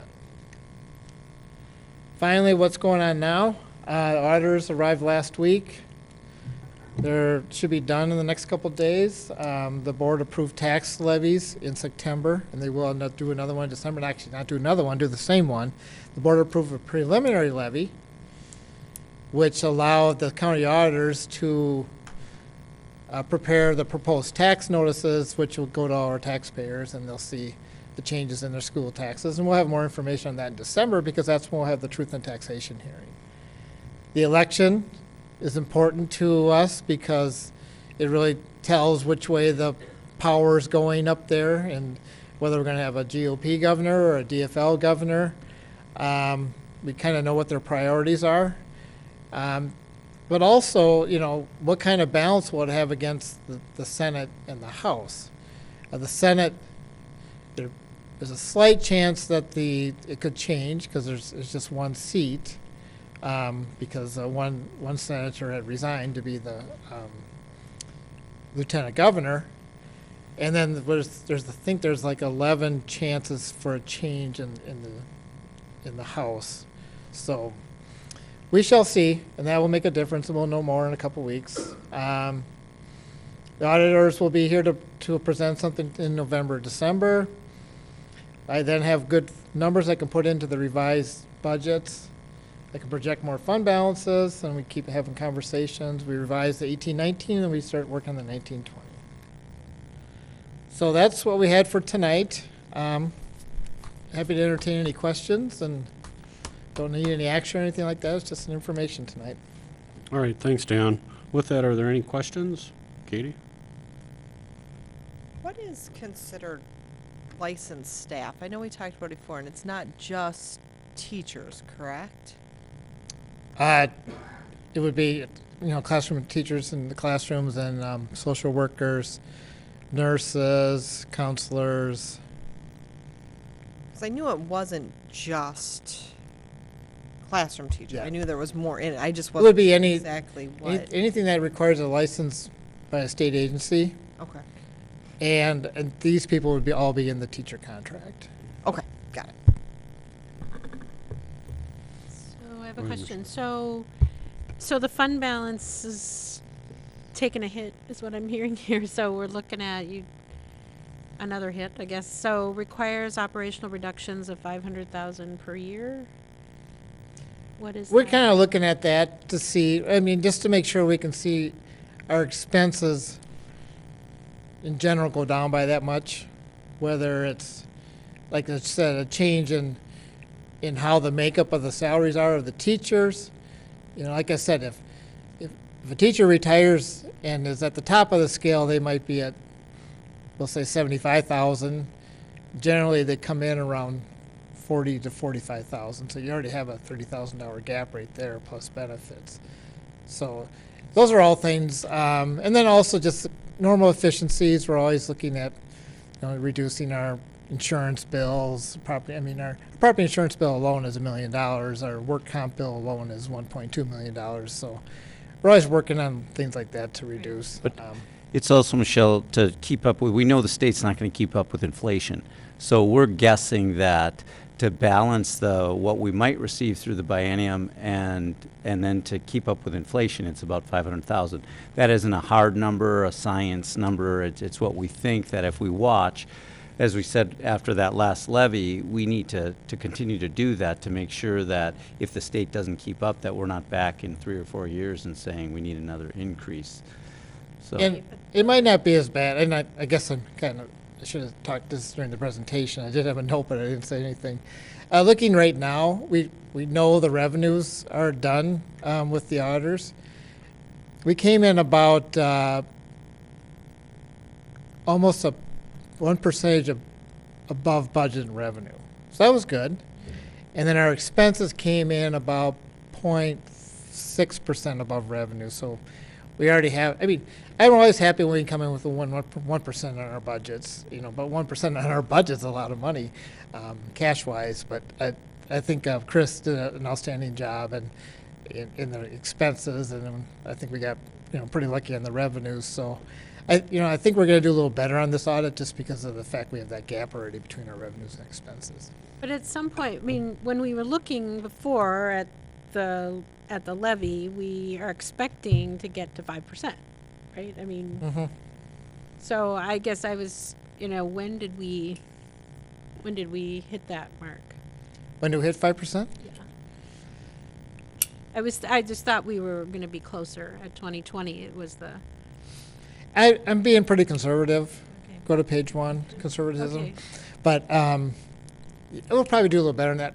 I don't expect us to get to our fund balance policy until about probably 21, 22. Okay. And so this 500,000 isn't like you're planning cuts per se. It's regular Yeah. regular stuff. Mm-hmm. In taking a look at efficiencies, we did some efficiencies with still offering the same specials through elementary, but changing the way we staffed, which helped us to be more efficient. Things like that we have to do as we go forward. Okay. Thank you. Any other questions or comments? Not hearing any? Thanks, Dan. Thank you. Appreciate it. With that, we'll move into our last information item this evening, and that's the first reading of our yearly policy reviews. That'll be presented this evening by our Assistant Superintendent, Mike Johnson.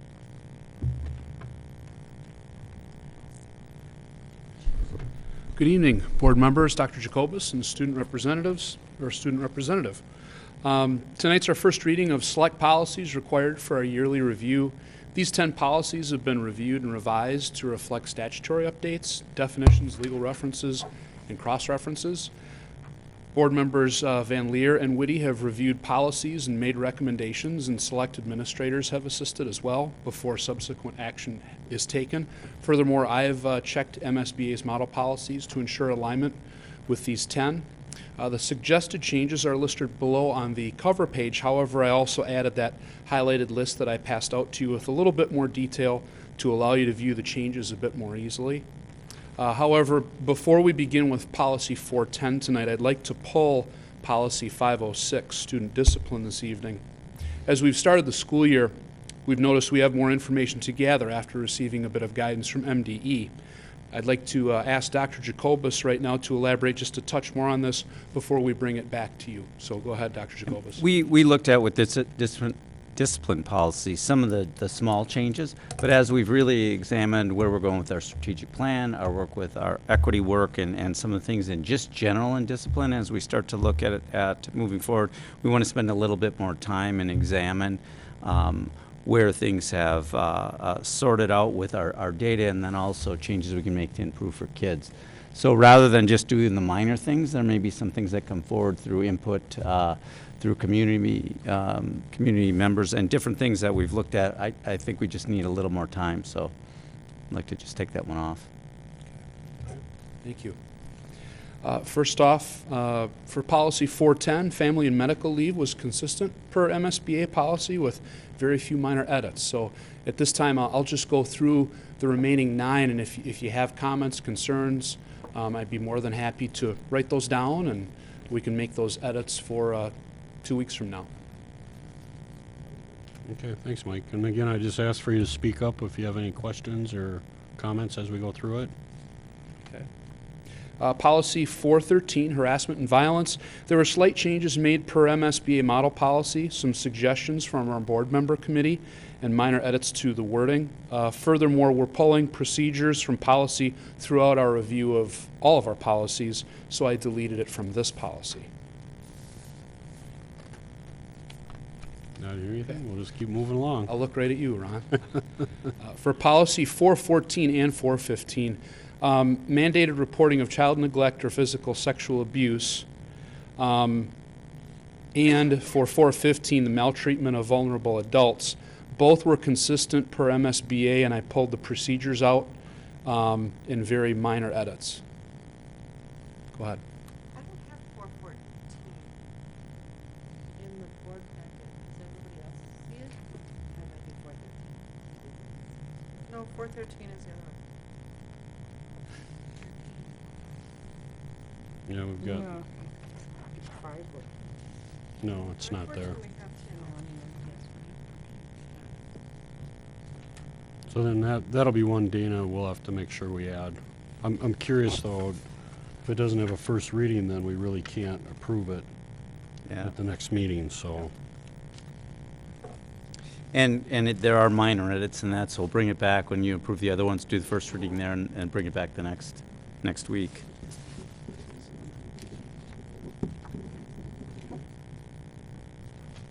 Now we'll go to 514, the bullying prohibition policy. This was consistent per MSBA as well. 414 should be online. Is it online? It's just not in iLegislate? I'm sorry. Yeah, that. It should be in iLegislate as well. I printed that off this morning on the website. Yeah, 414 is just missing from the list. It's not online. Now, Michelle's online and she doesn't have it, and I'm on iLegislate and it's not there either. Snuck out. Granicus should pull from the website, The though. website was correct, though, wasn't It is. it? If we could move on to 522, the student gender non-discrimination, consistent per MSBA model and no edits.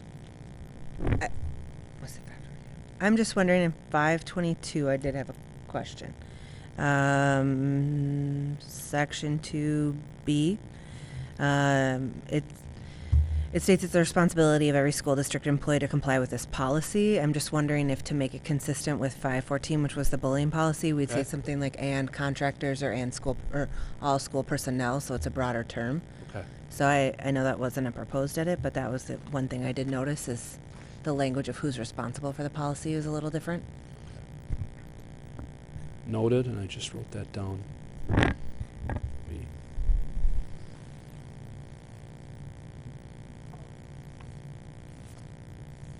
Any others for 522?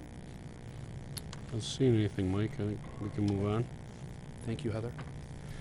For policy 524, technology, acceptable use, and safety, Bob Berkowitz and others had done significant work on this last year. Changes were reflective of current practice, minor changes to wording. However, the main change was to address situations where students were recording others at school and transmitting those videos or images via social media. Go ahead. I did have a question about this policy as well. I just want to make sure that we are wording it in a way that doesn't put it in conflict with state law, which says in Minnesota only one party needs to know that something's being recorded. So I'm wondering if we could say something along the lines of, we want to prohibit students from using videos of other students in the district that would then violate like our bullying policy or harassment policy or something else, so that we're being really clear about why we don't want them to be doing it, or somehow word that a little more explicitly. As well as could cause substantial disruption. With this, the discussion I had with Trevor Helmers, John Edison, we were just discussing this is somewhat new, and people are adding, and if we look around the metro and even outstate, people have altered this policy a bit more than the average. And I think it might be audio recordings is the one that only one person has to know, not video, because the video shows private data. You know, if kids are just videotaping just general in the class, as they swing through, they may show a student with special needs or something. So we can clarify to make sure, but I think it might be audio versus video. Sure. Right now it says both, so yeah, I just want to make sure we're good. Policy 616, school district system accountability. In speaking with Brian Booth, Gretchen Chilcott, and Kelly Jansen, got a lot of help from those three especially, we recommended the following changes. For example, AYP out and ESSA in. Statutory additions, we shifted certain procedural items to 2B and added wording near the end of the policy on Part C in areas C3, 4, and 5. We added D, evaluation of student progress, that had not been in there before, from MSBA model. And at the very end, it appears that we may have clipped part of a sentence from last year, so we added that on there as well. Any questions on that one, 616? Nope, I think we're good, Mike. Okay. Last but not least, crisis management policy. We added MSBA model policy and language for composition. We needed to add a paragraph where C1 talks about schools' emergency response teams. In my discussions with our new safety coordinator, director, Napoleon Genro, I had a couple conversations as well with administrators. We put so much on our school emergency response teams, the things that they have to do. There are other times where they should not have to be responsible for other items. And Napoleon's done some research on this.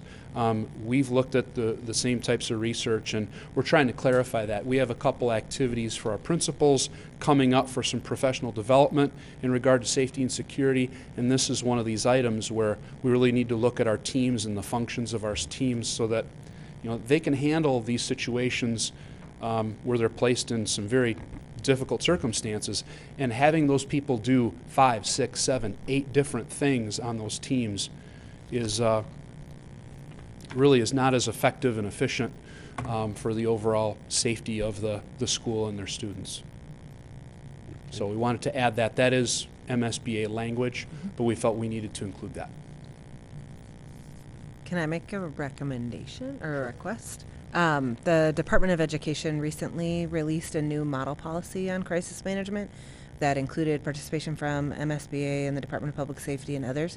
I'm just wondering if that was already looked at or if it could be looked at before the second reading, just to see if there was anything else they recommended adding to the policy that might be worth us adding as well at this time. Certainly. Any other comments? So again, I'm going to make another run at 414 just to see what my colleagues think, even though the actual document wasn't posted. I mean, our report actually listed 414, and it said consistent with MSB model policy, very minor edits. So, you know, when you look at the actual report, so I mean, it was listed for us, we just didn't get the attachment. And at least from my perspective is, if it's very minor, we haven't had any issues going forward, and we've had 2 board members review it, I'm actually comfortable letting administration bring that one forward for approval. I feel good about If that. anybody else. Can we, though, if we didn't have it available for a public document, since we do have to have public comment on any, can we? I was going to say, I don't think we can. I think we have to have a first reading, have to have it available for the public to read so that they can have public comment. It's not just us being comfortable. I think it's that people have to have the ability to see it. But Danny, did you say it's up on the? It's the not. Oh, it's not. Okay. Okay, well then All that's, right, yep. I was okay, then, yeah, we'll have to make sure it's pulled from an approval then and start the process next meeting as an information item. All right, well, if there's no other questions, then we are going to move into that phase of the review. I'd like to open it to the public that's with us this evening, if anybody would like to approach the board and comment on any of the policies. Not seeing anyone, then I think we can move on, Mike, to bring these forward at the next meeting for approval. Okay, thank you. Thank you. And thank you to our 2 board members. I know that's countless hours and very tedious work. We appreciate everything you do on that. So, all right, with that completes our information items. We will move on to 9.0, and that's our discussion items. We do not have any this evening. 10.0 is our action items, and we do not have any action items this evening, so we can move right into 11.0, and that's our reports and comments. Our first one is 11.1, and that's our superintendent's report. Thanks. I have 2 things to share. Since we were together last time, we had a visitation of avid district leaders that came to the Midwestern district leaders that came to Park and to Pullman on October 11th. And these folks came from various districts around the Midwest, and then the entire Avid Central Division leadership team was present as well. And Molly Lester, our district director, organized this event and brought the folks in. Mike Johnson and I were there at Park and Pullman to welcome. There were about 50 folks. The reason we hear a lot about Avid, we had the presentations, it comes forward. The piece of Avid that is so crucial for us is the focus on equity and the work that Avid helps us move forward in our strategic plan and making sure that all kids have what they need. There's strategies there in the Avid classes. All of that is wonderful, but it's really grounded in the equity work, which is the work that is our main focus with personalization and our culture and climate. And so one of the things that I'm always proud of as the Avid instructors, but the kids talk about their support that they've had and how they feel connected in the community. What we are working on very hard is to make sure that all students are affected by Avid and the equity work. And so it was a nice visit. They give us good feedback on things, but it also continually reminds us on what's our next step and the other things that we do in the district with social and emotional connections for kids and learning and making sure that things that we don't even know of might push kids to the side without realizing it because of what we normally have done. Our processes, our instructional strategies, our core instruction works very well for the 80% of students, and then the students that come with different backgrounds, different needs, that's where I am very proud of our strategic plan, but it has we have a lot of work ahead of us, but Avid complements. So it was nice to have folks there and take a look at it. The second thing I just wanted to, you all know that we had rolled out Spark, our innovation and idea submission program for the year. This is the way the website looks for our staff. This is an internal process. And again, this is a crowdsource innovation and design program that allows all of our employees, regardless of their responsibilities in the district, to share ideas, thoughts they have about how we could improve, things that may affect just their work area, things that may affect their department or their school or the entire district. And it's set up to, we opened up the idea submission phase last week, Tuesday on the 9th, and currently we have about 83 submissions of ideas from all walks of the system and different elements. And as the ideas are submitted, the rest of the staff can take a look at those, they can read them, and they can comment. And the goal is to use the wisdom of the crowd, so to speak, but to refine the ideas and to spark an idea from someone else about how you could make your idea better. At the end of this, when that closes, then there's a pairwise voting system where the system will decide the ideas that surface as the most supported. And we've identified small ideas, medium ideas, and large ideas. And there's different ways to think about it. A small idea may be just affecting me, and I have a problem, say, in my work area, and if this could be solved, that would be great. That may be a small idea. You could look at it monetarily, that it may be no cost to maybe $500. A medium idea might affect your entire department, might affect your entire school, and if you look at monetary, it might be $500 to, say, $5,000. And a large idea may be monetarily $5,000 or up, but affect the whole school. Those ideas that surface as the most supported, then we will put together design thinking teams after the first of the year to look at taking those ideas and building prototypes and see how we could implement them. And then as fast as we could implement, we will.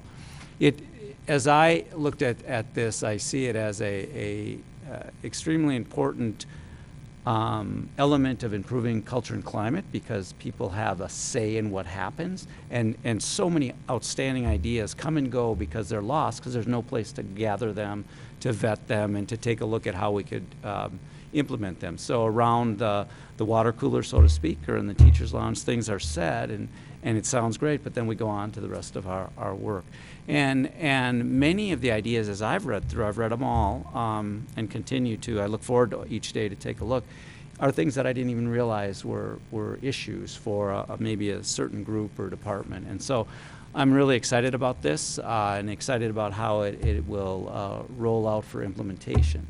If this works well, and the plan would be then to open up the Spark program every year, and move through with it, and look at how this helps us evolve as we go forward. So it's been exciting. We've had some really good feedback and some interesting ideas, and as a staff member, as a board member, you're welcome to get on and take a look and comment, and I'll keep you informed on how we progress throughout the year. All right, thanks, Keith. Any questions for Keith on his report?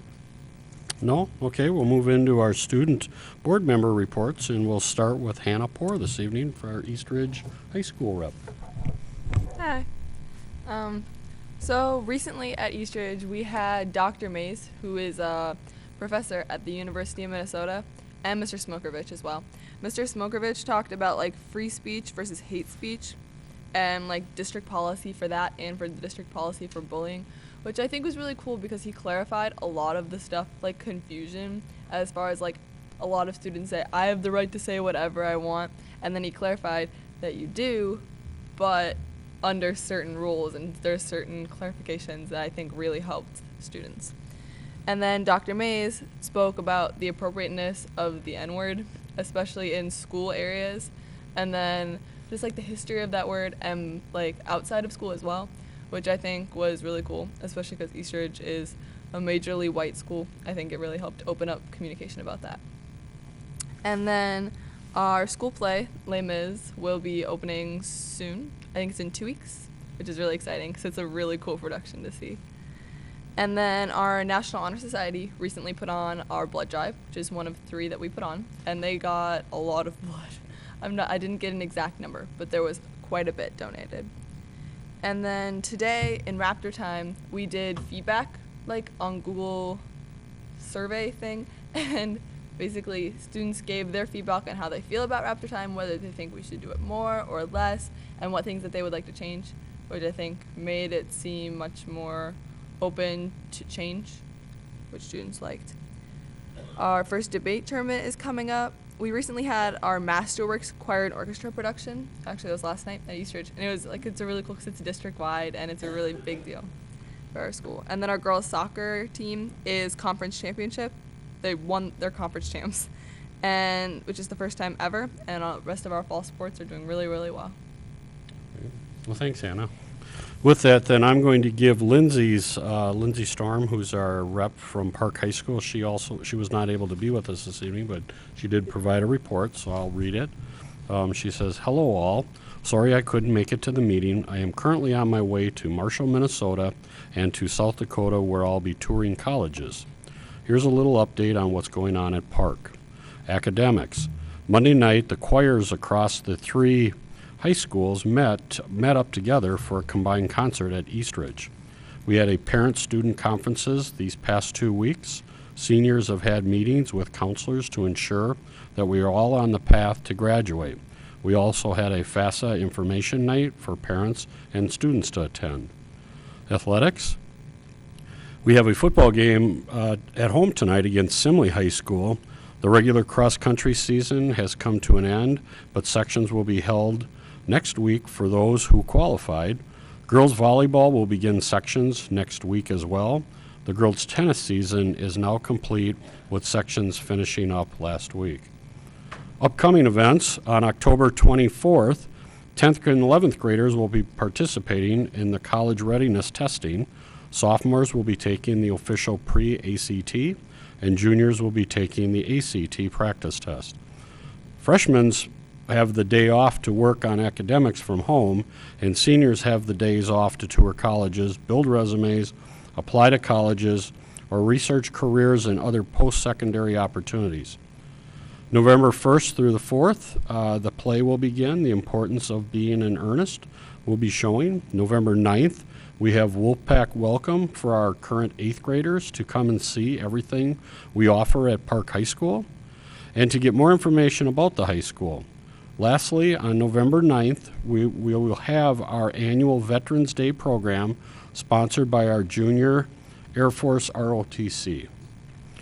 This is all for this month's update. I look forward to seeing you all next month.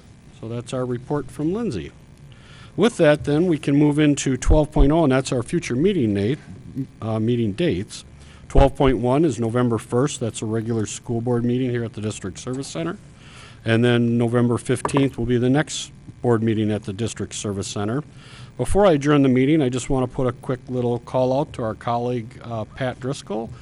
Pat, we hope you have a speedy recovery and everything went well with your surgery, and that knee you'll be the bionic lady running around the boardroom here. And my last favor that I would ask for Dr. Jacobus is I started the meeting and presented the plaque that was presented to the district. We put this in your hands to make sure it gets back to the school. I really, really would appreciate that. And with that, we are adjourned. Thank you, everyone.